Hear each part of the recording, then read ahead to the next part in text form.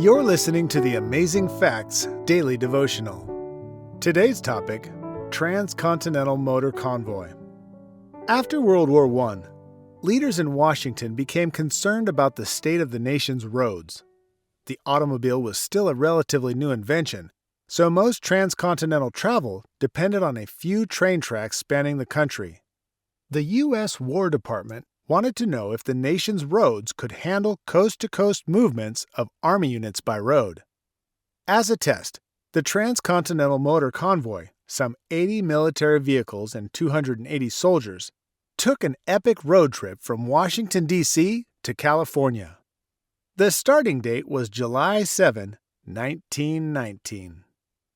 Like the cavalry of old, Army scouts would ride in advance of the convoy to check out the conditions that lay just ahead, except they were mounted on Harley-Davidsons instead of horses.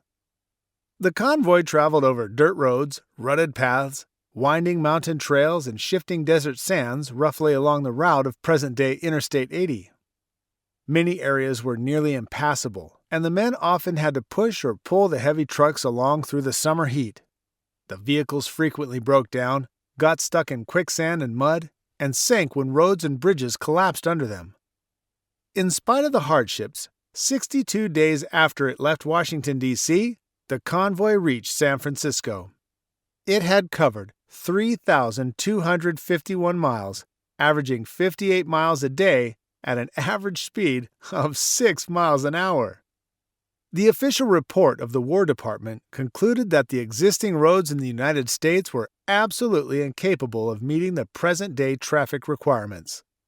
One of the Army officers on the convoy was 28-year-old Lieutenant Colonel Dwight D. Eisenhower, who later said the roads they encountered varied from average to non-existent. Eisenhower never forgot this grueling experience, and one of the most important things he did after becoming president was to create the interstate highway system.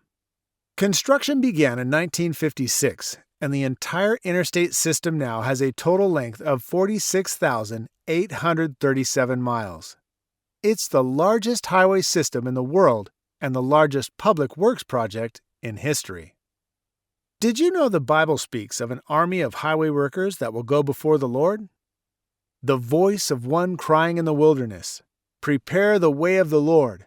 Make straight in the desert a highway for our God." Isaiah chapter 40, verse 3. Not only did John the Baptist fulfill this prophecy, but we too may help make the road straight and guide others to heaven. Our key Bible text today comes from Isaiah chapter 62 and verse 10. Go through the gates, prepare ye the way of the people. Cast up the highway. Gather out the stones, lift up a standard for the people.